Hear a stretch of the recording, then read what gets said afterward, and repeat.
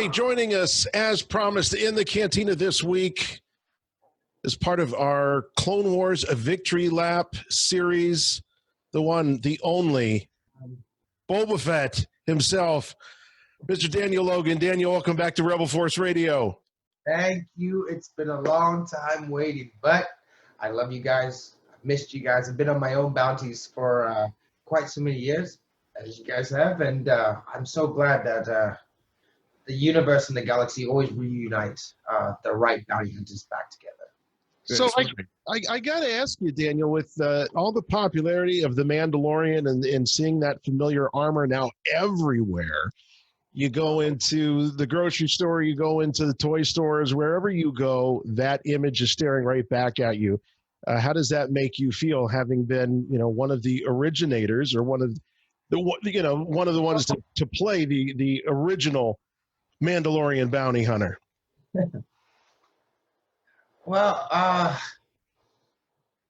mean, I've been a fan, I guess, since the prequels, right? So, I mean, I have now become a huge Star Wars fan, and I respect now,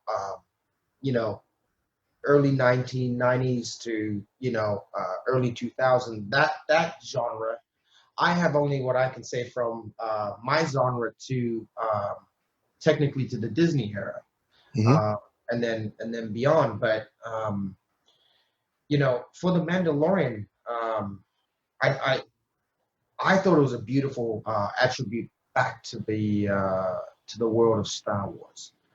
People always ask me, "Oh, Daniel, don't you wish that the Mandalorian was you? You were the original Mandalorian and whatnot, or Boba Fett was the original Mandalorian." And then you look at now history, and as it's kind of like the Old Testament compared to the New Testament, and then there's going to be the new Bible, right? Mm-hmm.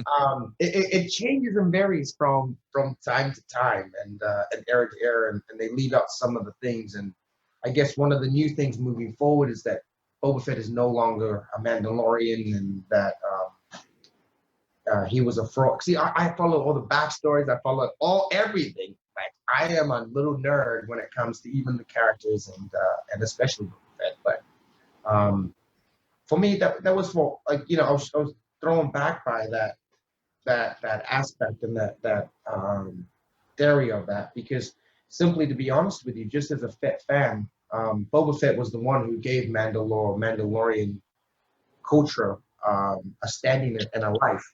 Yeah, that's really it's funny you bring that up, Daniel, because that's something that I've actually thought to myself. I haven't articulated it like you just did, but it's sort of ironic that the character that introduced the look of the Mandalorian, the way of the Mandalorian, the vibe, all of it is now all of a sudden not a real Mandalorian. So it is an interesting creative choice.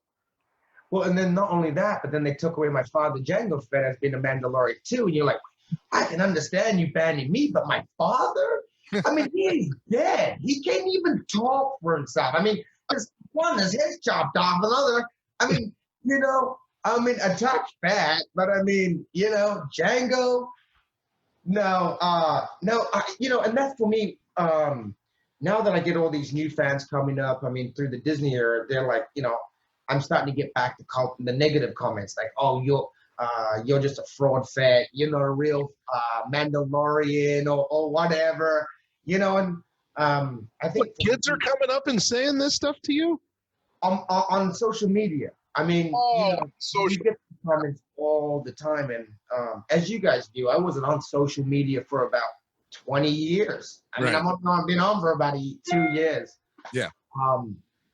So when you get that, it kind of hurts, because you're like, I've supported not only the Mandalorian mercs, the Mandalorian life, Boba Fett, and everything during that lifestyle.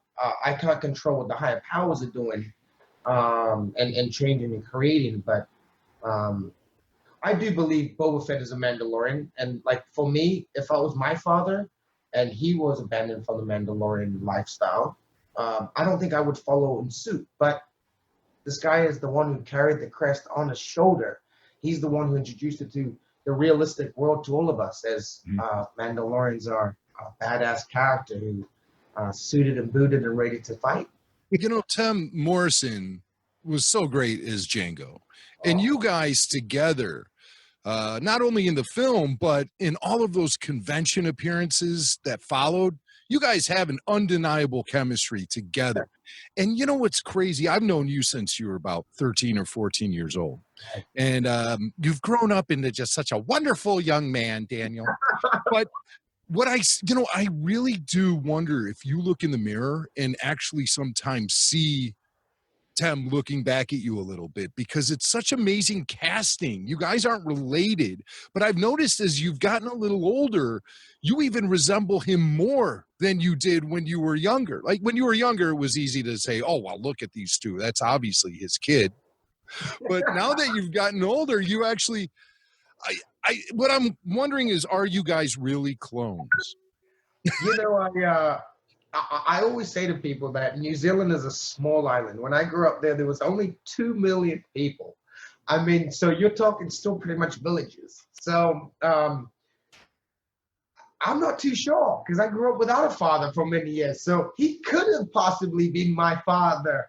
Who knows? We have another big "I am your father" moment here in Star Wars history. Oh my goodness! I'm going to have to go after child support on that one, because it's been many years. I mean, it's about 33 years now. How far can you go back on that? Universe. Remind listeners, and I can't believe that I'm even having to ask you, but you know, it has been some time, as Jim said, when you first came across,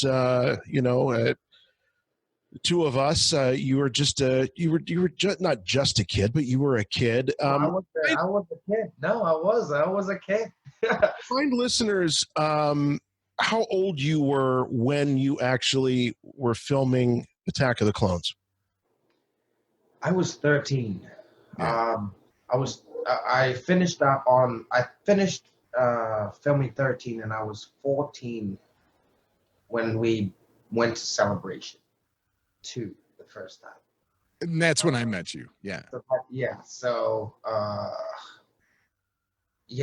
pretty much after 13, my life changed. I mean, people ask me, Daniel, like, how was it growing up and being Boba Fett? And I never really I loved being able to be the character and evolve through the life of conventions and even the Clone Wars. I mean, there's so many different aspects to this character that have allowed me to live and evolve through being Boba Fett. That I never really saw myself being anything else. I got so many opportunities to do other films and TV shows. I'm like, no, I heard they're doing a live action show any minute now. I literally get texts from my management saying, what do I have to do for you to pick up the phone? I'm like, I can't keep chasing you to give you jobs. I'm like, oh my goodness. I was just, you wait for things like the Fett to come into your life, especially after so many years of being him for, oh my gosh, I guess now thinking of 20 years. Yeah. I'm 33 years old, 13 years old. Oh my God. Oh my goodness. Daniel, do you remember, did you actually go see episode 1, The Phantom Menace, in the theaters? Do you have a memory of going and seeing that? Well, see, the thing was, I grew up in New Zealand. And in New Zealand, they had like a 10 or 15-year gap between the rest of the world of evolving, you know? Star Wars literally didn't come to New Zealand, but when it did, it was in the movie theaters forever. So when the audition came to be able to go for Star Wars, I was still able to go to watch episode 1 in the movie theater to watch. So I got to do this research on watching what I possibly could be involved in, which is Star Wars, because I had no clue what it was. Mm-hmm. And then I see this guy, Darth Maul, with this double-handed lightsaber, because obviously I was introduced through episode 1, spin that lightsaber. And I was fascinated. And then when I walked into the audition, I kind of knew what Star Wars was, but I had no clue the magnitude of what the reach of it was. that's when I was able to lie and tell the casting director, Robin Gerland, that I knew how to do the tire haul, which was like a New Zealand like wall stick thing that I just looked like the Star Wars kid of the YouTube channel running around the room, not knowing what the heck I'm doing. The only difference is there's no lightsaber or stick in my hand. So, did you ever hear Robin Gerland or anyone talk about how they settled on,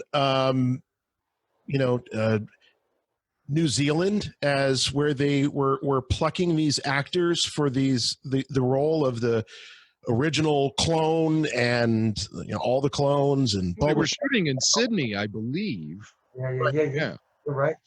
I think that might have had a big part to do with it that it was so close. But I believe that I was told at one point, I think it was like 3,000 kids worldwide were auditioning to play Boba, but none of us were ever given a script.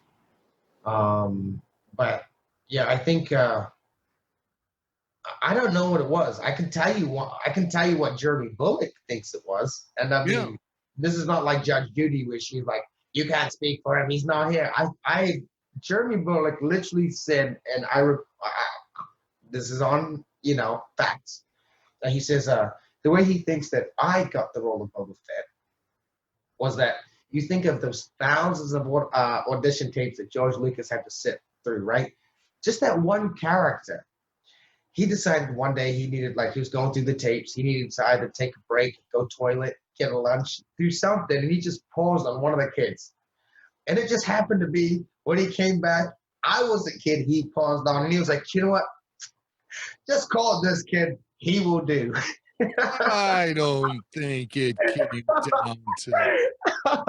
No, you know what? I love it. I tell people, I'm like, you know what? The way I got the role for Star Wars was that I was George Lucas's neighbor, and I was riding my bike to school one day, and he was reversing out of his driveway, and he bumped into me and knocked me off my bike, and that's how I met George Lucas. But then I realized, with all the people around me saying, you can't make those kind of lies up. And I'm like, they're just jokes. And I'm like, yeah, man, they're not, like, they're funny jokes to me. I guess you do, guys. But I stopped saying that joke real quick, that he ran me over on the way to school. Listen, we don't need to bring in any police or lawyers. Or can you act? It looks sort of like this guy that I brought along to be your father. Then he watched Once for Warriors and was like, whoa, this guy's amazing. Call him. I got the two combined. I actually think that they cast Jango Fett and then they went and looked for his son. Yeah. You're probably right on about that. I think I just happened to kind of look like him. I just took their hairs off and they were just like, you would do. Yeah, well, you had an it factor. There was a definite it factor about you, more than just being a lookalike. You brought a lot of personality to that set. And I know you were just a little kid, but do you have a memory that really lingers and is a very fond memory of being on the set of Attack of the Clones? I have many. I mean, I haven't really shared this story with many people, but I got to sit down with George Lucas and a couple of the big guys like Rick McCullum, Lynn Hill, and they said to me, "We're gonna have In-N-Out for lunch. What kind of burger would you like? How many patties?" And I'm like, "Well, how many patties can I have?" And I'll never forget George Lucas turning to me and says, "Kid, you can have as many patties as you want." And I'm like, "What? So if I want 20 patties, I can have 20 patties?" And he's like, "Yeah, that's right." And I'm like, "Oh." So he got me a 3x. I was like, "Well, what do you think I could eat?" He's like, "I'll get you a 3x3. So he ordered me a 3x3, which was my first ever In-N-Out burger I've ever had in my life. So I'm so grateful for George to introduce me to it. And I never realized that a 3x3 comes with 3 layers of everything. And I sat there with George and I ate it all. Yeah. I never realized that he is a super big fan of In-N-Out. Oh, he loves a good burger. As a matter of fact, he based the shape of the Millennium Falcon on a cheeseburger. No way. I didn't know that. So that's neat. Thank you, Jimmy. It's a true story. He loves burgers so much that the day the original Star Wars opened up, he was eating at Hamburger Hamlet in Hollywood and was wondering what the big hubbub was across the street. Well, it was a bunch of people lining up to see Star Wars at the Chinese theater. And he was like, oh, yeah, it opened today. He was the most on-to-earth guy. I mean, you know, I haven't been out to have many people who have ever said negative things about him, but they always like, oh, I heard he can't direct. I'm like, you know what? He directed me just fine. Mm-hmm. And if you look back on the pictures and that they just managed to take of one guy being with one camera and then having the right, all right, Daniel and George talking real quick, like he's going to be around the set, like all over the set. You know what I mean? And when you look at the way that George and I are looking at each other, he is directing a young man. And when I remember how he directed me, I mean, he gave me such great visualizations in order to be able to see and do what he asked of me. And then you hear of all these other older actors who you know, come to meet in the past, and they say, "Oh, he just says faster, quicker, lights, bam, bam, bam." But now being an adult, and I still consider myself an actor, I've had so many years of classes, speech classes. I mean, theater classes, audition, every kind of class you can think of. So now when I stand on a set, I am now ready that I don't need the director back faster, faster, because I know he needs more of me. He shouldn't have to say.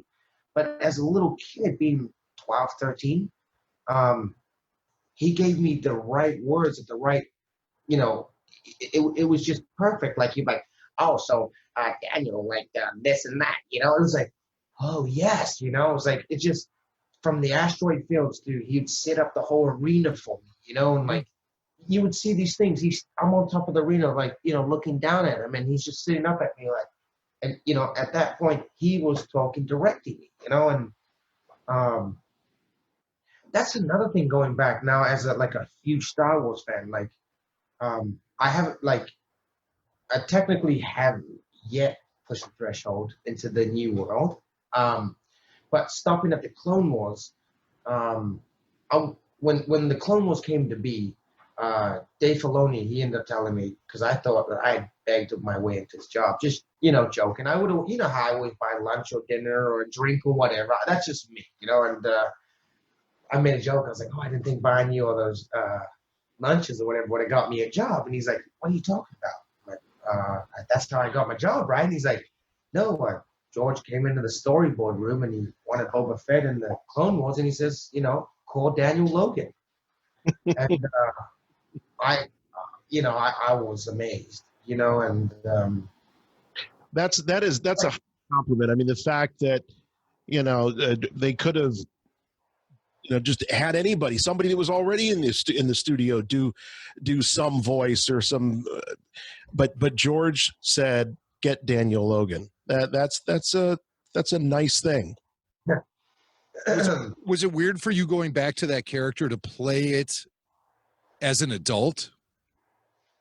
It wasn't weird going back because I've always been waiting for him. It was just weird, the environment. You know, like I'm used to running around, moving, you know, like acting now, and you don't realize how much talent these actors had that I was working alongside. And I don't call them voice actors because, you know, they are just as talented, if not far more talented than actual actors. It's just, you know, they're blissful enough not able to have to get and put makeup on every day and get in the costume. But I mean, these actors that I was working alongside, they were just phenomenal.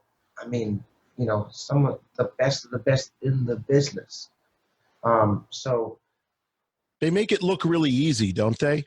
That's what I was. Anybody that can stand up at this microphone and do this, but it's not like that. No. So coming from a theatrical aspect of acting, I felt at first really, really lower,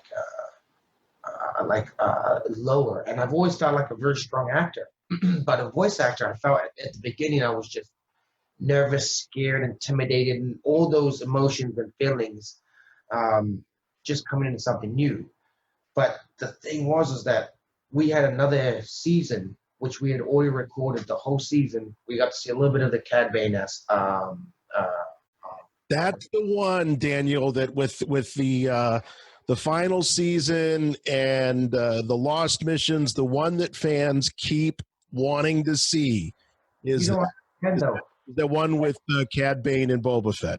Guys, I haven't even been able to tell my whole family about this, but I'm not going to tell you guys, but you guys got the stories.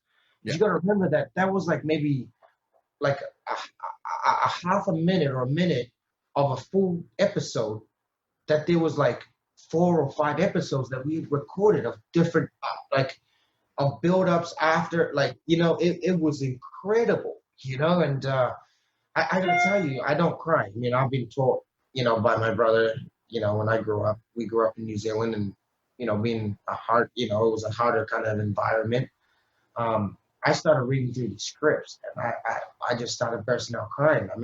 I literally, tears just started flowing out of my eyes when I started reading the story of the Fett coming to life, and then I was very nervous. So I reached out to Corey Burton, and he played Cad Bane, and he went through all the episodes with me. We did a FaceTime call.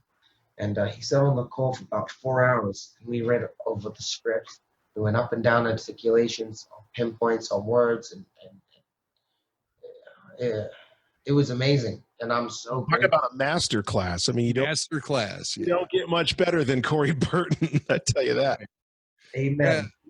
Corey's been a little elusive for us for all the years that we've spoken to just about every actor who's ever been on the Clone Wars. He's the one guy we've never really sat down with, because I guess he just doesn't put himself out there that way. He doesn't do conventions. He doesn't really do too many interviews.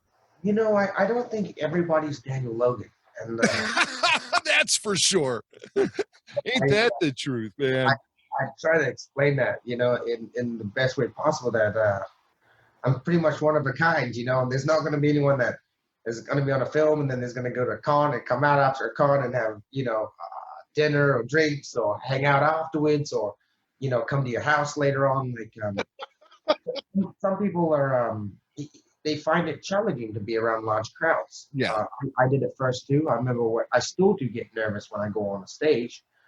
I remember just being around large crowds. It is so intimidating if you're not used to it, and being able to be in the world of the limelight, I guess, for however many years now. Mm-hmm.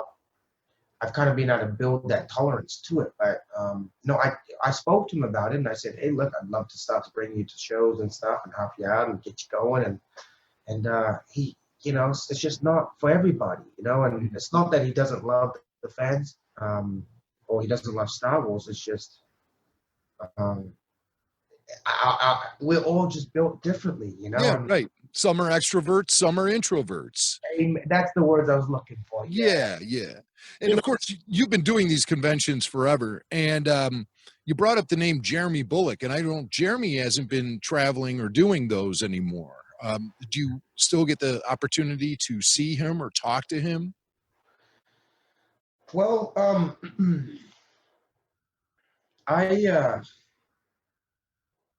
as with age, we all end up having some difficulties, and as Jeremy, with other of the actors in the world of Star Wars at the years of that they've come from, he's kind of gotten a little older on us, which even for me,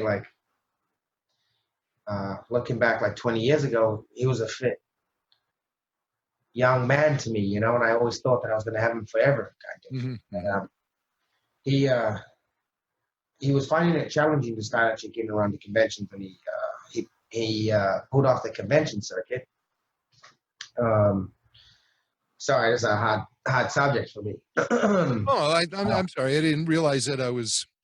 No, it's all right. I haven't spoken to you for a while, but I knew that something was wrong for a long time. That was just aging on us a little too quickly.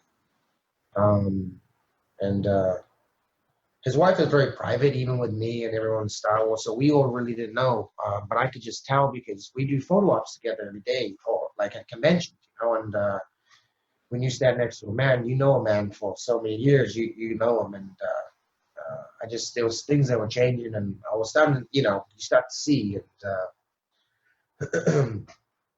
He respectfully stopped doing conventions because he obviously couldn't no more, and he was trying to do home signings, but obviously because of the pandemic, we all stopped signing, and he stopped doing mailings and stuff like that. I don't know if he'll start signing again ever, And it was blissful because we all got to have someone on the convention circuit that wasn't like everyone else. They didn't just take your dollar and push you along. Like, I think his wife was the funniest person. She would be shoving other people away because Jeremy would keep talking to him, He And was like that, yeah. And I always liked seeing him in these situations because he wouldn't sit behind the autograph table. He would stand in front of it and stand there and greet you and talk to you. And he was just such a personal, and still is such a personable and wonderful guy. And definitely a fan of the fans himself. those convention floors aren't very forgiving. Like, they're literally a thin layer of carpet on a concrete floor. So you think he's 70s, 60s, 70s. He's literally been standing on those floors most of the day. Your feet up. No matter what kind of shoe you have. I mean, I'm telling you, I do the same thing up and down. Your feet kill you. I mean, people at conventions will tell you. I mean, that floor hurts. You know what I mean? You track that floor up and down so many miles. I mean, looking at so many booths, you're literally going to have welts or at least bruises on the bottom of your feet after a weekend of walking those floors. Yeah, for sure. And somebody we miss seeing now is Peter Mayhew. Of course, Peter passed away last year. Another one, damn. So I went to his funeral. Oh, did you? Yeah. It was beautiful. It was beautiful. He got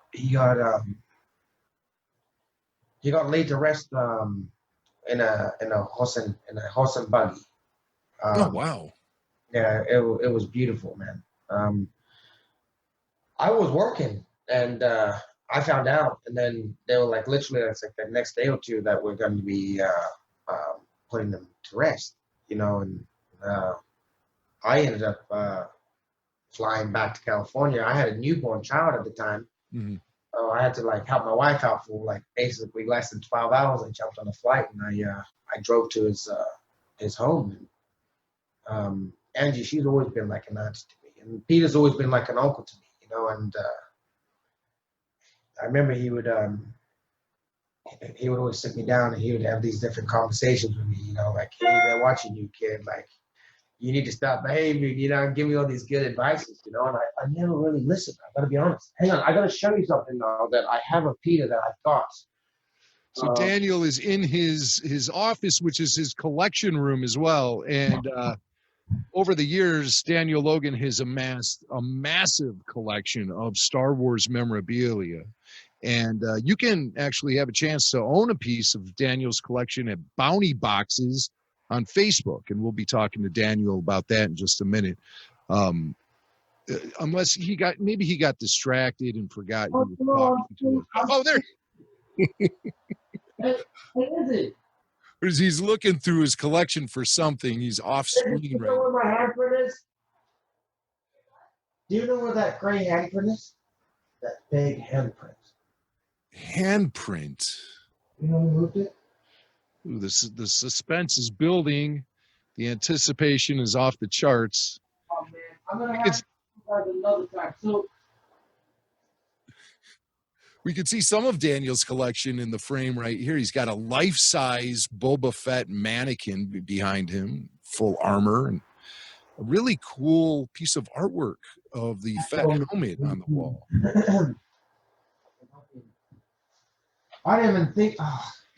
I should have got some cool stuff ready, but so basically, I don't know where my wife must have moved it. I have the last handprint ever taken of Peter Mayhew.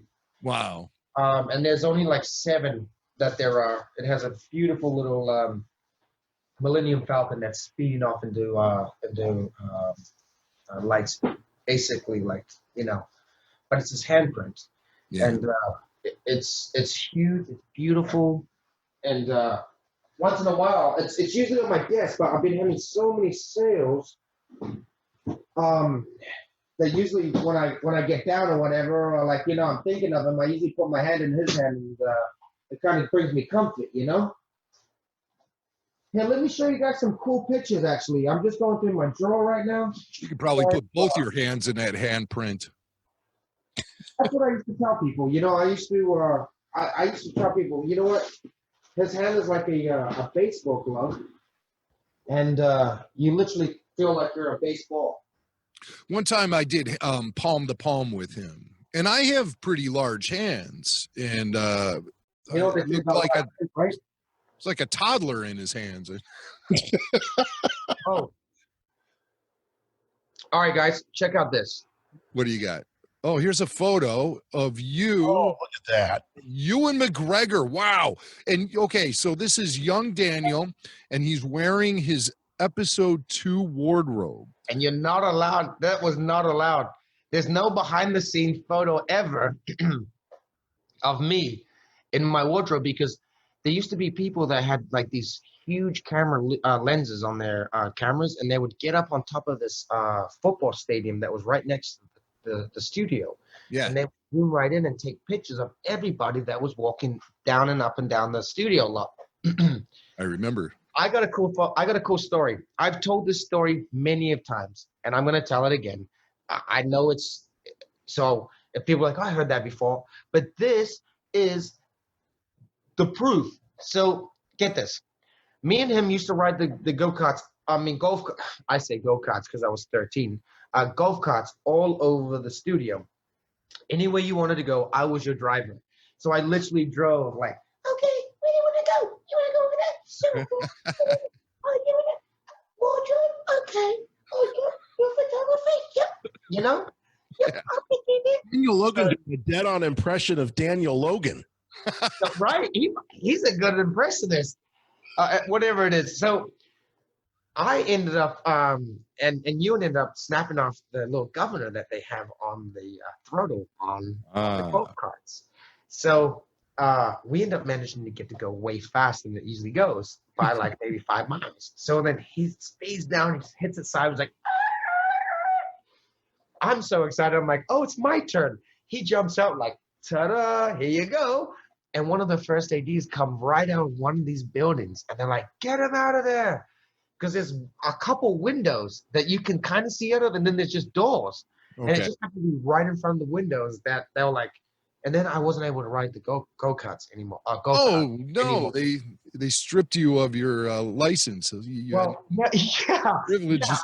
At 12 years old, he already lost his license. They took away my restricted license. So I was only restricted to go around the studio lot. So I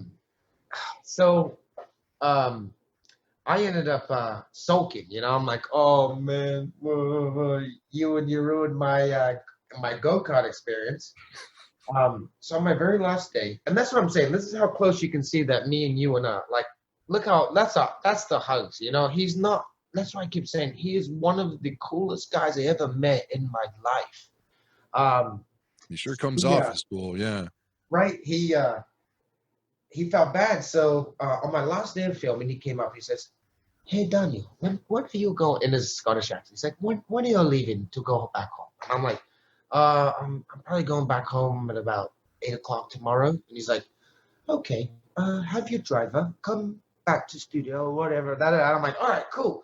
So I get to the studio, and we pull him right in where the security gate and the guard is, and he's sitting right in the front with the lights on because it's still dark at this point in a row with all the rest of the Kenobi underneath him. Wow. He takes me for like an hour drive through the studio lot. Well, I drive because I'm no longer contracted. He drove me around the studio lot for an hour, and it's like, dude, that's the type of things that makes me the type of person I am, because I'm just giving forth from the people that I've come from. Like, they've been so kind to me. It's like, I just got to pass on the kindness, and what an amazing experience. And are you looking forward to seeing Ewan return to Star Wars in the Kenobi miniseries? he's the only person besides the Mandalorian or Baby Yoda that can revive the franchise like we all want it. I mean, to be honest with you, like, I'm just gonna say, like, check this out right now. I mean, you want to see how much I love Ewan McGregor? You want to know how much I love Star Wars? What do you got? Check out this. I'm literally staring at the volcano scene right now here in my office. He has the Hasbro Come on, guys. Mustafar volcano plate set, exactly. 2005. Look at that, mint boxed.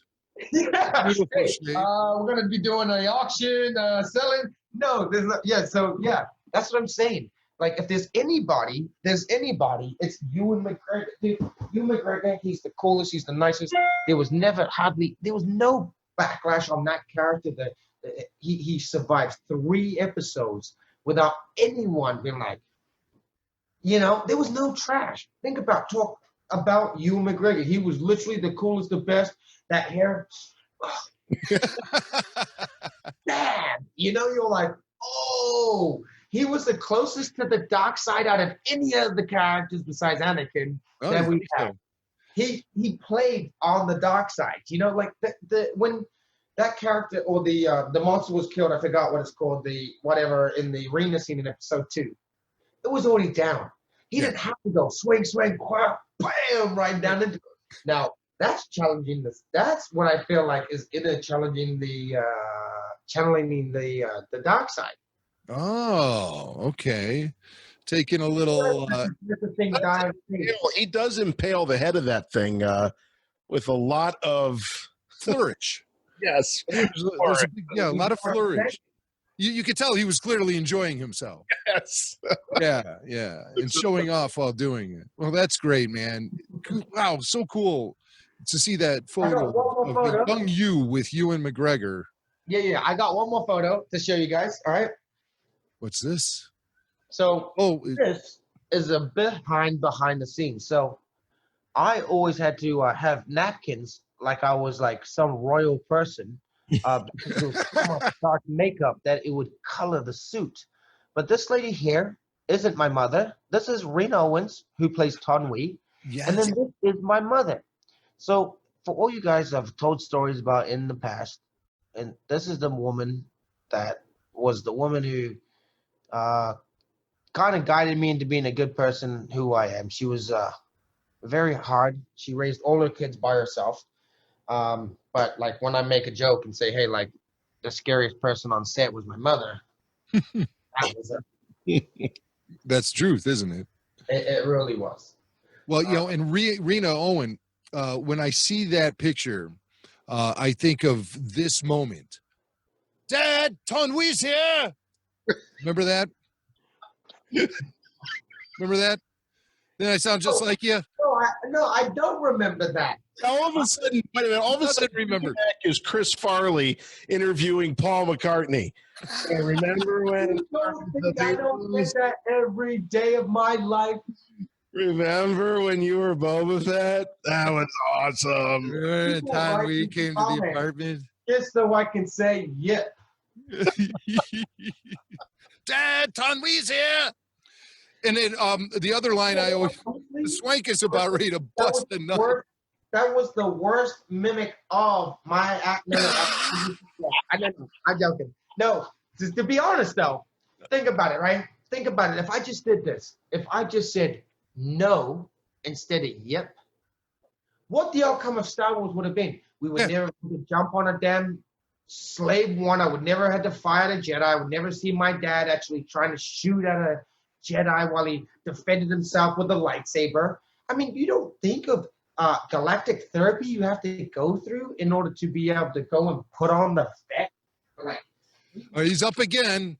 What is he pulling from the collection this time? There it is. There is a reason why the Fett has a helmet on.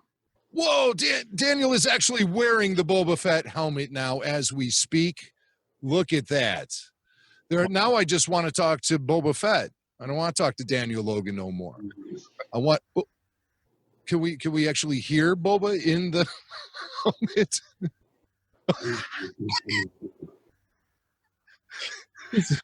He's a man of few words. Those words are muted. Yeah, a few muffled words, but you look great. He's no good to me, dead. There. Oh, geez, that was dead on, Daniel. Holy cow. Yeah. I'm just a simple man trying to make my way in the universe. There it is. Remember when Jango Fett said, "Oh, Boba, rude up soy heap." Remember that? I think you translate that means close the door. You don't think I don't remember? I'm like,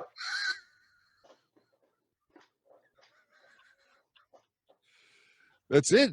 it was like this. Right here. That's it. I feel like I'm watching a movie now. Right? Well, I don't know what's going on either. Like, for some reason, kid, go shut the door over there. Didn't Ewan McGregor at one point direct you to pretend like you react like somebody farted in the room? You know what was that story? That's the coolest thing about like people now coming back to conventions and media and talking about Star Wars, because I've told my stories and I've always been honest. No matter what, I might have been funny, but it's always been semi-honest, and I try to bring a semi-funny twist to it. But when Ewan came out and he said the funny fart face story on an interview, you don't understand. It was like 15 years that I've been saying that story, and I could have made that up. I mean, that could have been something that was just created by Daniel Logan, given to you guys, and you're like, hey, that sounds like a funny, fun story to make up. But he literally legitimized it when he said, oh, there was a guy named David, I think his name was, and he played Boba Fett. I told him to do a fart face. I'm like, my name is Daniel, but I'll let it be. David, Daniel, call me David. It's all good. I think it was when you were about ready to let Ewan into the apartment. You let Obi-Wan in, and you sort of look out the door, and that's no, it's not look out the door. We're in Star Wars. I do the force push, and the door goes zoop. As it goes zoop, I'm meant to look up at him like, right? So George is like, hey, Daniel, I need you to look at him. I need you to look at him like he's someone suspicious, like he's not meant to be there. And you're like making all these dumb faces, you know, and George is like, how am I gonna tell this kid how to act? And Ewan comes over and he's like, Daniel, can you do a face like I did a very smelly fart? I mean, I grew up with savages. I'm like, yeah, we're like, that's how we keep our house warm in the winter. You know?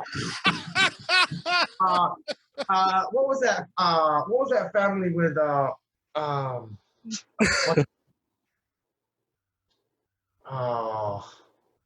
Are you having a brain fart? No? Yes, Eddie Murphy. It's like Hercules. Oh yeah, what was that movie? Clumps. Nutty Professor, the Clumps. Nutty Professor. You know, and the whole family's like, that's a good one, you know? So I'm like, I got it. So you gotta remember, it was a huge close-up on my face at that time. So as I looked up at the camera, I went, so I'm like sniffing the fart, which was perfect facial, but the nostrils was just too much. And Ewan literally started like spit laughing in my face. It was so funny. He's like, you literally did what I told you to do. He's like, you know, so George yelled, cut. Like, I'm still confused because I'm like, you told me to sniff the air like there's a fart, you know? Like, but it was the perfect face. And George explained, so he ended up showing me the monitor. The monitor ended up showing through that like, you know, in slow-mo, he got to the scene where like the door opened. I went, and as I went, I'll never forget it. Like, you just see my nostrils like, and he's like, Daniel, I like everything besides the nostrils. So, sniffing. Yeah. He's like, no, just look, don't sniff, damn it. So I go do it, and like I want to say like 8 takes it took to get it right. I mean, Ewan, every time I went to open the door, he's like, Like all these different sounds. It could be Ewan McGregor. I mean, you're wasting George Lucas's tape time, but I mean, we're all just laughing. So I mean, this lady. What if they were all just George, just really ripping them? Right. This lady right here. Like, look how much she's smiling. Your mom. Smile on that face, do you? I'm like, hey, that was probably that day. That was the dark scene. I'm like, I have to go home with that baby. Like, you've got to stop this. Like, there's no call helpline for children in New Zealand. It's just stick it out and hopefully it gets better. That's a great story, Daniel. As you can see, look, smile, kind of smile, like, yeah, you can't wait till you get home, boy. And then, this is an awkward face smile. And then I ain't even messing around. I'm like, dude, I know when I get home, I'm getting yelled at. You know what I'm saying? Oh my God. People tell me, Daniel, why don't you do stand-up? I'm like, I don't know. I don't even think I'm funny. That would be, you could actually work out a whole routine on stuff like that. I'm not kidding you. People would love to go see. Jimmy. Hey, Jay, look at Jimmy. It's like, the clock's like, no. I did. It's just spontaneous. Yeah. Next thing you know, you'll be doing weeknights at the Comedy Womb in Des Moines or someplace. Hey, you know. I got the funniest thing. So people are like, so, Daniel, what are you doing nowadays? I'm like, well, actually, I actually became an ordained minister, and I do Star Wars weddings pretty much every weekend. Same face, like, no, I'm not an ordained minister. I'm not marrying people. Dude. That would be great. I would renew my vows if Boba Fett could actually make it official. I would definitely renew my vows. But see, I say jokes like that, and then people are messaging me like, "Oh, hey, I'm getting married in September." I'm like, dude, I'm not. I just joke, and then I forget. What that tells you, though, is that there's a market for this. Yeah, No, you two, stop it. my career hasn't gone that bad yet. All right, you two. I'm selling off my Star Wars collection nowadays. After that, maybe ordained. Maybe. All right, so tell us a little bit about bounty boxes and this massive Star Wars collection that you've been able to build over the years. So what happened was basically I ended up collecting so many figures and so many toys from all over the world. Originally, it started with George and everyone at Lucasfilm sending me a whole bunch of figures. And I mean, I would tell the story back in the day. I used to get boxes. I mean, the boxes were like $600 just to send in themselves, sent to my house. And that's where I actually got, 1 second. He's getting up again. I swear to God, if he comes back with like a priest collar on it. Oh, no, there he is. He's got that. This is my Rick McCullum prop from the special edition, A New Hope. What? So you can see the green eyes. Yeah. It's a stunt helmet. No kidding. So yeah, that's an actual screen-used helmet, a Stormtrooper helmet from the special edition? Yeah, so I used to get sent a whole bunch of stuff, right? I mean, I have so much stuff in New Zealand that my mom is keeping and holding hostage. Oh, my God. That's why you're not smiling in the picture. Yeah. She's got your toys hostage. My toys, my money, my life, my freedom, my future. Wait, it's not that show, right? Oh, it's not that show? Sorry. Back to my question. No. We'll book you on Maury Povich after this is over. So, I think it's the Steve Wilco show, whatever it's called. Get off my stage! What are you doing?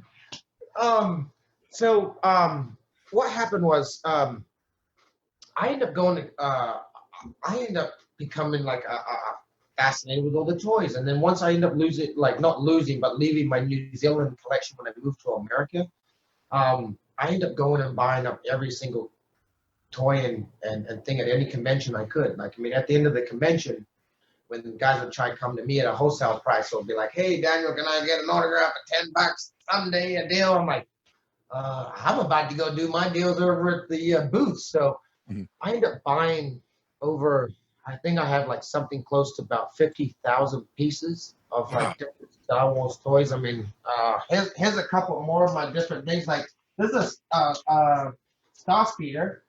This one I got. Oh, there you go. It's the from Disney. It's the Star Speeder from Star Tours. Exactly. This one is the new one. When they opened the ride. So I opened the ride with George Lucas, Steve Wozniak, Anthony Daniels, Ashley Eckstein. There were so many amazing greats. And I was part of that. And I managed to somehow grease my way into that. And I was one of the first people to ride the ride publicly with George Lucas. For all you guys that like, I also have a ton of cells. So I don't know if you guys. Yeah, that's from Droids. Yeah. Hey. Wow. Wait. I'm gonna leave you for a second. Oh man, I didn't know that you know. Wait. Okay. Wait 1 second. There he goes. He's off again. That was really cool. So it was Daniel was just showing us a sketch that the artist would, back when animation was hand drawn. It was all right. And that scene of those characters on the that was a skiff, a sand skiff. Yeah, on the sand skiff. Yeah. Oh, here you got a colored. Yeah, look at that animation cell from Rebels. Or I'm sorry, not Rebels, from the. No, that's Droids, baby. Yeah, that's right, Droids. I don't know why I said Rebels. So many animated shows. All right, hang on. Don't get excited. Oh, look at that. Droid. What was the name of that guy? Wasn't there a Kybo Ren on the old Droid show? Kybo. But you know what one I love? Got a ton of them. You keep pulling out cell after cell. What's this? Oh, there's a Ewok stuff from. Come on now. Those are Ewoks. That was amazing. So I have a huge collection of cells too that oh, come on now, guys. Come on now. Hang on. Oh, come on. Where is he? He's rummaging around again in his collection. What are you doing, sir? What's this? Now, son. Are we talking original Ewok? Yep, we are. Look, carded from the animated series. It's one of those green guys. I got to admit, I never really got into it because it wasn't your era, because you're a little too old. Yeah, just a little. Oh, dude. At least I was alive when that stuff was coming out. Yeah, I know. Oh, damn. He's like, at least I was alive. Damn. Look at Jimmy Mack pulling his comebacks.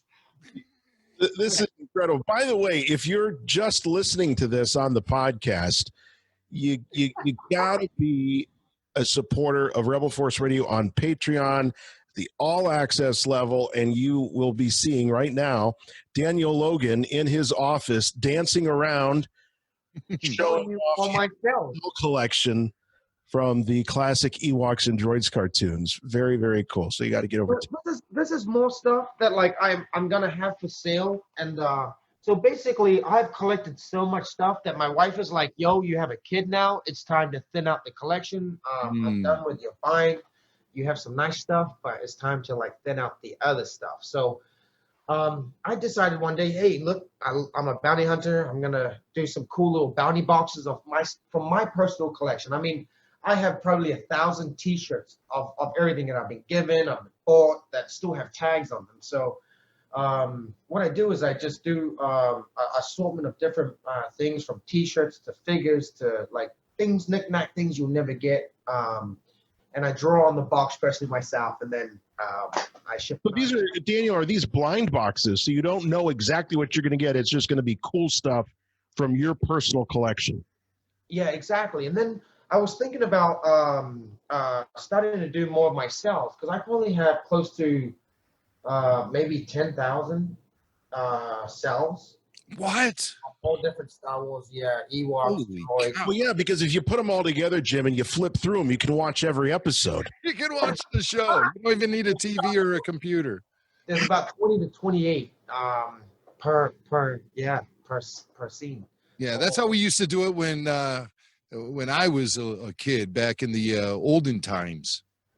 But Used to yeah, just flip through the thing. And I got a whole bunch of stuff. Like, I mean, I have like right here on my wall in my office, I have Macquarie's original artwork. what? What do you have up there? Oh my God. Well, those are stories. Yeah, you can't get these. There's no way to get those. Those are one of a kinds. Yeah. So those are the Macquarie's. Unbelievable. You have a cool display of I have action figures on the shelf and some I love my sideshow, so I've got 2 sideshows and they sit in between an original 12-inch Boba Fett. The thing I love about my Boba Fett was that it's so mint that it got bent in half. So it's still flat without the crease. I have some of my original figures, seems Jimmy's showing off his. I have my Empire Strikes Back boss that's been AFA graded. I have my well, and vinyl. what makes that exciting, I think, Daniel, right? Is that the mail away there's a mail away offer sticker on that Bosk. Yes, the Revenge of the Jedi. Exactly. Ooh. Akbar figure. Yeah. And just a vinyl Cape Jawa on the card. Oh, just yes. sitting there. My vinyl Cape Jawa. I also collect loose that I get graded by FA. I have my yak face. I love the coins. I love the special. This is my A-Wing pilot. I have some Huns down here. Guys, this is some cool stuff that I haven't really shown anybody. So these are 2 molds that are very rare. So this is going to be the EFX last helmet that they did. This is the only prototype that they ever made. Unpainted. Boba Fett. Yeah, Boba Fett. That was just sitting on the floor outside the bathroom. So I went to go toilet one day, and I'm like, yo, what is that? Can I have it? And then Brian ended up giving it to me. So I was like, oh, my God, thank you. This is my Stormtrooper. That's a Macquarie mold. I have tons. I have a bear up here. Sorry. Bear, but I have my At Walker. So my At Walker is pretty cool. The reason why it's pretty cool, it's vintage, but it has a new 40th anniversary edition Luke trying to climb up inside of it, inside the card. That's cool. That's a cool little display right there. That's right on. You got to have your fun displays, you know? Oh, yeah. Conceptually sound. He does cut that thing right in the privates. I mean, you don't see it, but I mean, it's right in that same spot. I mean, you'd fall down too. Oh, Jason. You know, his mind's in the gutter at all times. But you have to make for everybody, let him know that come follow me on Bounty Boxes. It's my personal toy. I'm just basically, I do giveaways, I do different auctions and sales and stuff, but I just have so much that people like, oh, Daniel, are you literally like going through a hard time or something? I'm like, no, my wife just thinks I have, after 50,000 pieces, she thinks that might be a little too many. Daniel, and it's a great way to thin down your collection because it's not going in a landfill. It's not being thrown away. Some of these things are, extremely high value. But when you combine it with the fact that it's from your personal collection, for a fan, that makes it extra special. So they're really getting kind of a 2-for-1.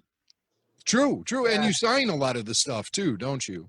Yeah, I try to just sign mainly like the fat or the, things that relate to a bounty hunter because, right. If Anthony Daniel sees me signing C-3PO, he'd probably be a little confused. Why? Oh, as a collector, if I was an AFA grader, I'd be like, wrong character, buddy. Daniel, is there something in your collection that you would never sell or never give away? There's got to be a piece there that really means a lot to you. Probably that Polaroid of you and Ewan McGregor is. Oh, definitely. One that you'd never get rid of. I have a lot of stuff. I mean, like I've collected like the whole first edition of the comics, you know. So I have all the Marvels. You have the entire original run, all the entire run, including number one. So hey, let me ask you a question. That number one, what's the price on the cover? 35 cents. You have the 35-cent one. That's actually no. No, I don't have the 35-cent. You're messing with me. I have the 30-cent. I'm still working my way to a 35, but hey, I'll take the 30 while I got it. He's messing with me. Obviously, the 35 one was harder to find because it was just released in like 4 test markets at the time because they were getting ready to jack up the price. How do you like that I know that stuff now, though, Jimmy? You know, back in the day, I would have been clueless to all this. I mean, I know. I'm very impressed with the advancements of your Star Wars knowledge over the past decade. When I first met you, what do you attribute that to, Daniel? What is it that when did the switch just turn on, and you started really kind of getting into this stuff as a fan? I mean, you're immersed in it because you're at these shows and you're talking to fans and you're talking to other actors and personalities, but what was it that just kind of switched and you were like, I kind of dig this stuff, I want to start buying some of it? I think it was when George started giving it to me, or give me the figures and the toys. But after that, I just figured, how can I give back to the man who's given me so much? And I just started buying one here, and then you're like, oh, there's a different variant. Oh, you have a tri-logo. Oh, you have a Spanish. Oh, you have a Mexican. Oh, I could buy, you know, a Blix from Brazil. You know, you're like, oh, that's going to cost me a fortune, you know. But then you start learning of all these variants. And I think it's just been 20 years of growth and evolution of not only movie history, comic history, toy history, cosplay history. I've learned so much, which I'm so grateful for the convention world. Do you miss going to the conventions? You know, I'm not gonna lie, I miss them so much. I mean, the thing is that I'm such a social animal that it allowed me to leave my house and come and hang out with people and enjoy my time away from my house for like a weekend, and then be a celebrity, and then come back home, back to reality, and then not be a celebrity and be slaving away, you know, taking care of the family and whatnot, and then go to the road again and be a celebrity. And it's nice. I'm not gonna lie. I would lie if I said I didn't miss it. Yeah, I love the fans. I love Star Wars. I love the fact that, you know, there's conventions that allow people to be able to go to meet people like myself that I guess, you know, make such a big impact. You know, Star Wars fans, Daniel, have taken a few on the chin in the last few years. There's a lot written about it in the press. They talk about how you can't please Star Wars fans. Star Wars fans hate Star Wars. There's a lot, and there's very few people that have probably met as many Star Wars fans as a guy like you. So what's your take on Star Wars fans, and do you believe those stories when you read them in the press about how difficult Star Wars fans are?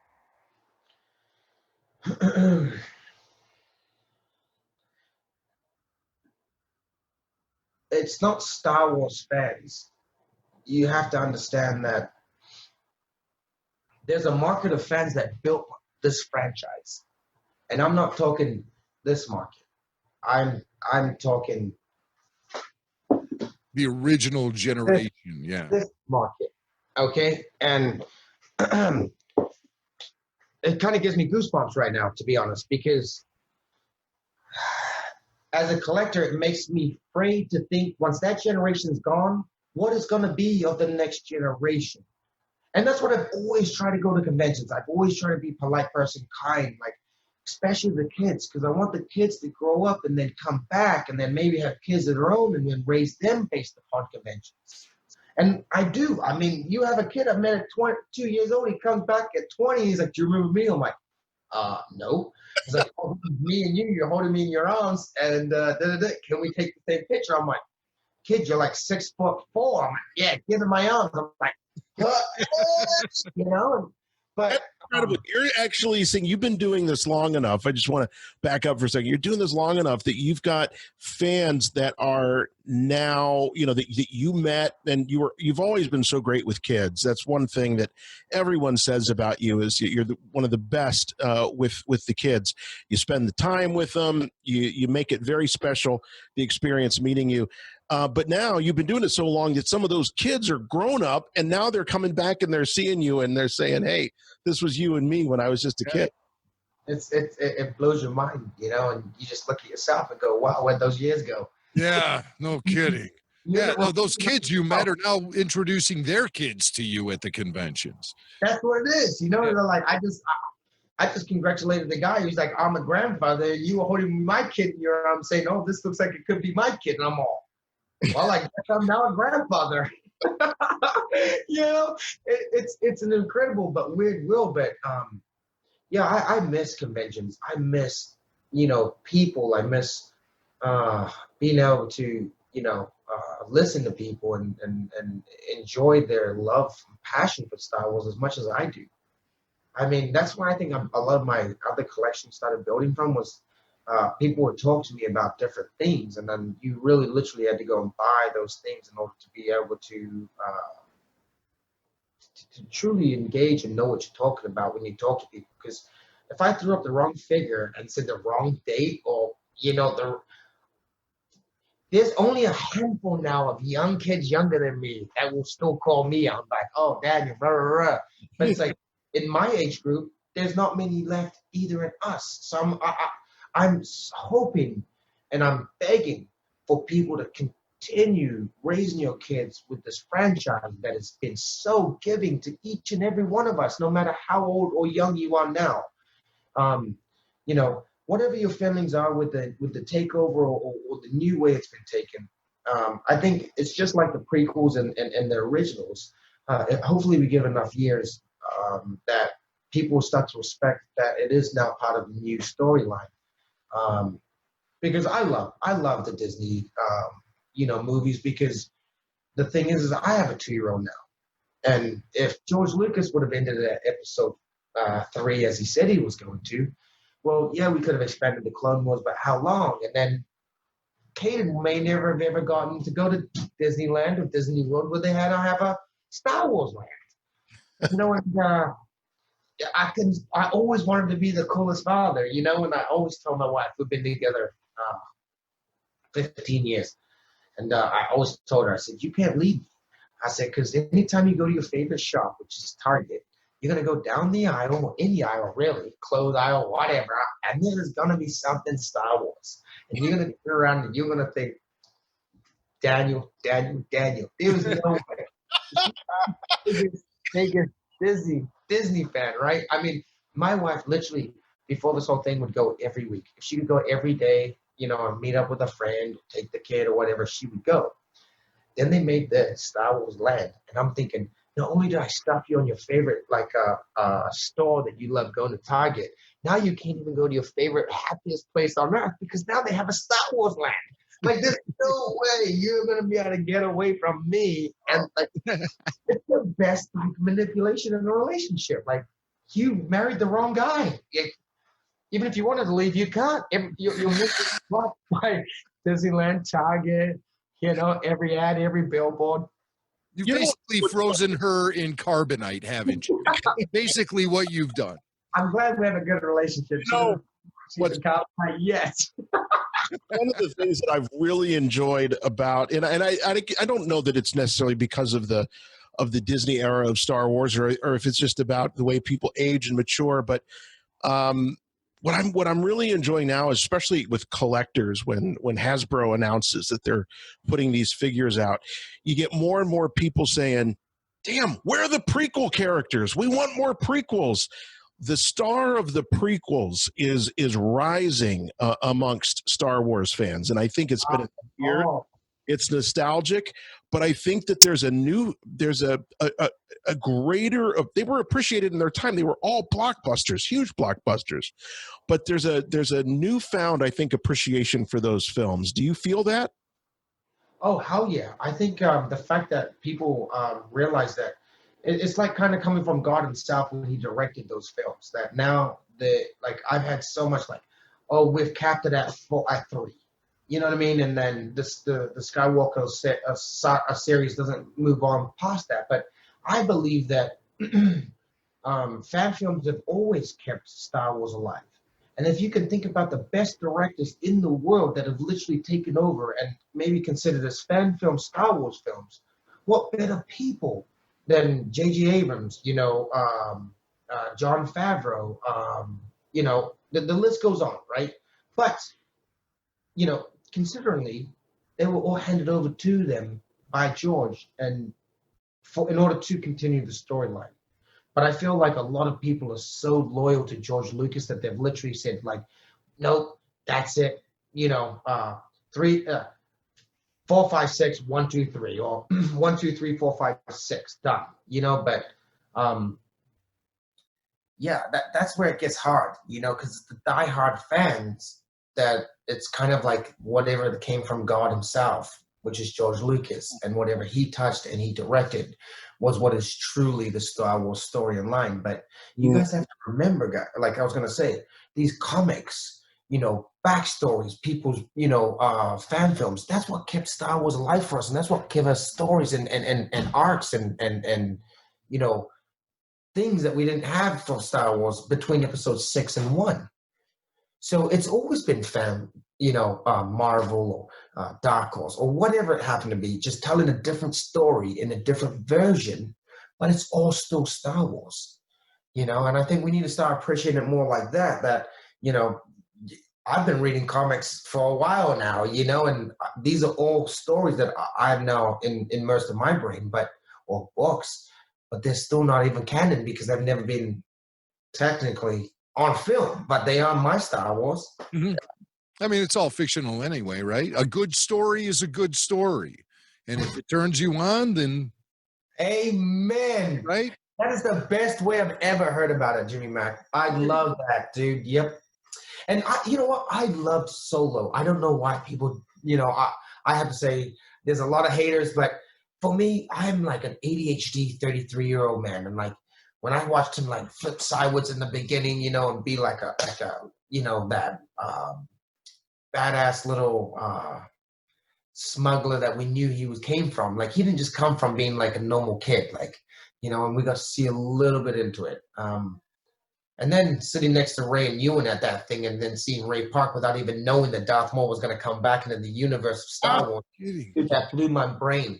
Then they bring him back in the Clone Wars. I'm like, what is next? What are they going to bring him back in next? There's going to be Darth Maul is like the new face of Star Wars. I mean, he's the only character besides Ewan McGregor that can keep the Star Wars franchise alive. Besides, hopefully. You can't kill Darth Maul, and no. It's funny to hear you say like 2 or 3 times they've tried to kill him already, and then he's come back to life with less legs, more legs, web legs, whatever. It's funny to say though that you were totally in the dark about him appearing in Solo, because you and Ray have been really tight friends for a long time, and I know you guys still work out together. Isn't that right? Yeah, well, lately, he got busy, I got busy, but we train maybe 4 times a week. And I would sit there, like telling him my dreams about getting back into the suit again and being in Star Wars, I'd be like, Ray, if I get back, I'm going to make you my personal trainer. I'll get you back on set with me. Because, he's talking like, oh, Ray, they don't want nothing. We all get down on ourselves at times. We all still, we talk to each other. And I had no clue that he was coming back, and I'm telling him he could be my personal trainer when I come back. And yet, I wish it was the opposite. I'm like, yo, do you need someone to train with you so I can get back on set? Like, what do I have to do? I mean, it's like the old Marilyn Manson, who do I have to have sex with to get back in Star Wars? I mean. Well, so you know what? That's Jabba, I'll do Jabba, I'll do C-3PO, I'll even do R2, we got to get you back in Star Wars. Bring back Daniel Logan. That's what I'm going to start the hashtag campaign. Bring back Daniel Logan. We want D-Lo in Star Wars. I always just make jokes, that I don't know. Boba's going to come back. Daniel, question. If you could play any other character in the Star Wars universe other than Boba Fett? Is there one that comes to mind? Oh, Darth Maul, heartbeat. Darth Maul. There's no other character, right, that changed the whole aspect of Star Wars like he did. When he pulled the second lightsaber out, it was a life-changing experience for even the original fans. Yeah, right? It was. As a marketing aspect of it, his face was blowing all over everywhere, like everywhere. Every toy, every billboard, anything and everything you could think of from episode 1 is all Darth Maul, down to the figure, right? Yep. Like Yep. even if it's a figure of whatever, a chancellor or whatever, Armadillo, it's got Darth Maul's face right. on the packaging. Yeah, he was the face of that film. He literally got given so much that he was more popular before he was in the film, before any other character. I mean, you got to think about it. Baby Yoda, he should have been so popular, but they had him a secret. But George flooded the whole world full of Darth Maul before episode 1 came out, that we all saw this guy with his horns, black and red face and these eyes, and you were like, whoa. Yeah, it was everywhere. You'd see Rey everywhere. I mean, you brought up Target earlier. I remember being in Target just like in the clothing section, and there were giant displays of Darth Maul there and Star Wars logo. It was pretty exciting when it was happening. But I'm a fan I've become, but yeah. Well, I know Rey is super busy, but he's always been really generous with his time with us, and we've spoke to him many times. So next time you see him when you work out, please give him our best. I will. Yeah, definitely will. Great guy. I always will. And I expect to see more Darth Maul, quite honestly. Yeah. I have a feeling we'll be seeing more of Rey. Yeah, I hope so. I hope so. He's a good guy. He deserves all the all of it. And I love my brother Rey, and I'm a big believer in my family and the people that are around me, and I support them all. And I would like to invite any fan who questioned the type of shape he's in to get in the ring with him for 30 seconds, and they'll be whistling a different tune. He's a to be honest, he's a nutcase. Like I go to his house thinking we're gonna do like maybe a half an hour workout, hardcore, and he has this chart that he's like drawing up.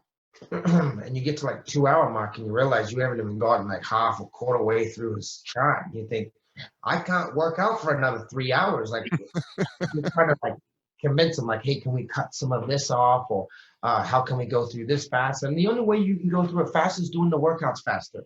And the amount of sets that he set, he won't cut nothing off. I mean, he's like, no, mate, no, and I'm like, I'm literally throwing up in a bucket so he can continue working me out. I'm like, I tell people I'm like a punching bag, and I'm like, that's mentally how I feel inside, because I'm like, okay, keep going. Come on, keep going, mate. Come on. Now pull ups, like. I've seen his videos on Instagram, and they look pretty intense, even just in short bursts like that. Yeah, then he starts kicking and punching stuff, and you're like, I'm out. Yep, done. Go today. No, he's a world-class athlete. There's no question about that. He's a beast. He works out every day. He's dedicated. He's the guy that he wakes up, he bleeds, he dreams, everything is working out. I mean, he is the real deal. And I mean, he was the world wushu champion back early 2000. I mean, he truly still is. Daniel, as soon as this weird period that we're in passes and conventions open back up, can we expect to see you back out there and signing for the fans and shaking hands and doing panels? Yeah, you know what? I'm not afraid of meeting people. I mean, I am afraid of getting sick and obviously being a person who spreads it on or infecting others. So I'm trying to be as safe as possible as everyone else is right now. But I hope when this all goes away, I'll be back to meeting and greeting. And now that I've got a 2-year-old, my main focus is in pleasing everyone at conventions. As sad as it sounds, because I love making people happy. It's really pleasing my kid and spending those days and those minutes with him and watching him grow is probably one of the best things I've ever had in my life, if not the best thing, is being a father. So back in the day, I was able to just take off every week, any weekend or whatever, but I have to be very selective now as to how much time I lose and I lose from my kid in order to give back to the fans. So before I used to give everybody everything, you know, and Sure. I have to, you know, moderate the time that I spend on the road on the time that I have with my son. And, Well, that's awesome. Yeah, I mean, obviously, becoming a dad changes your priorities, and sometimes in very profound ways that you were never prepared for. And happy Father's Day, by the way. thank you. Yeah, you guys too. It was Father's Day. Thank you. Holy moly. It's great. I mean, nothing beats being a dad. Nothing beats it. And it really makes your life mean something, doesn't it? Amen. Oh, I used to have my single cap on, you know, and people would always say, when you have a kid, it will change your life. You're like, yeah, whatever. And then you have a kid, and you're like, oh, my life has changed as soon as it comes out. I mean, I don't think pregnancy you really involve. It's till the kid comes out, and you're like, you hear that, you're like, oh shit, what do I do now? You know what I mean? You're like, it's a weird combination of love at first sight and pure panic and amen. You know, exactly. I just started getting the anxiety all over again. My hands started sweating, and he just came out again. Well, you know, it's like you grow into becoming a dad as your kid grows as well. So it just sort of happens naturally. And before you know it, you realize, hey, I'm pretty good at this parenting thing. Hopefully, keeping fingers crossed, you know. They teach you just as much about yourself as you learn about them. That's the truth. Totally. That is the truth. Wisdom from Daniel Logan. The words of Boba Fett. And as my dad, Jango Fett, said it again, I'm just a simple man trying to make my way in the universe. Daniel, we could talk to you all night, man. You've been more than kind with your time. Once again, we want to talk about the way people can follow you online. You are on social media. You're also, you know, doing your show on Facebook. What's the best way for people to find you online these days? So, a couple ways. I'm on Instagram, Insta Daniel Logan. It's INSTA Daniel Logan. Facebook. I have Facebook. I've got the check mark, but it's only a follow page because my other page, I didn't realize when you're a celebrity or whatever they call it, you can only have so many followers. So it kind of blocked out the amount of followers I can have. But I have my my new page that I've just started, so I can invite everyone. It's a private page, which I showcase my toys. I do Q&As, and I basically give part of my life, which is my bounty box page. It's a black background with a couple of different figures from my collection. You just say bounty box from Daniel Logan's personal collection. Bounty Boxes on Facebook. The Facebook group is called Bounty Boxes. There's no spaces between bounty and boxes. Thank you. Bounty Boxes on Facebook, and you got about 1,500 followers already. So this is a good time to get in. And you guys actually, it's sort of like a raffle where people they essentially buy little raffle tickets, and you guys spin the wheel and land on a name, and somebody wins a piece from your collection. And just today you were giving away some Disney figures. Yes, so we did the Disney figures. Oh, I think they already packed away. So I did an EFX helmet also. So EFX helmets came with 6 original autographs in green, which are limited to only 50 pieces worldwide, made by EFX. Those are one of them. They sell for $1,500. They go for like $3,000 on eBay. There's no more left. I did a wheel spin on those, and that was wonderful. That was incredible. But I do live sales. I bring in celebrity guests. Like I did a signing with Ray Park. I did a signing with John Morton. Yeah. And then I do the wheel spin. So basically, the wheel spin is just so fun. So many people want to get in. I do like from like 25 cents to $1, $2, and then you buy in. And if your leg's on your name, you can win from EFX helmet to Disney figures to who knows what from my personal collection. But there you go. And it's a family affair. You got your wife and your niece there helping you out. Yeah, I like that. Exactly. I love that, Jim. I never thought about it. It's a family operation. So yeah. Exactly. Come over to see us. over at Bounty Boxes at Facebook. So it's a great way to score some amazing collectibles for your collection. And I mean, you know, if you get lucky, you just buy one entry and you never know, it could land right on your name. But I noticed that people buy a lot of entries for when you spin the wheel because they want to increase their chances. And I do sales, so you do have a chance to buy something from my personal collection as well. So once a month or once every other month, I'll do like a big bulk sales of different things. So, well, maybe when this crazy period is over and you're back doing conventions in front of people, you can get a live episode of Bounty Boxes. Ooh, yeah, that. You never know, guys. Right there. Well, I better get running because I got more Fets to feed, and I've also got to collect more bounties. Yes. We'll feed the Fets, man. Thank you so much, the great Daniel Logan, and find him online. Insta Daniel Logan on Instagram and Bounty Boxes on Facebook. Thank you, my friend. I love you guys. Yeah, my family, I totally forgot about. They're starving. They're probably like, hurry up. We'll see you guys.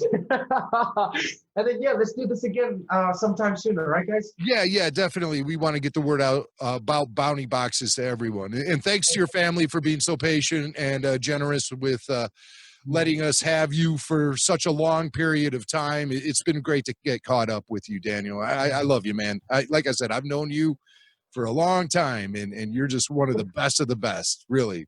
Well, I love you guys. Thanks for having me on. And may the force be with you all and your families. Yes.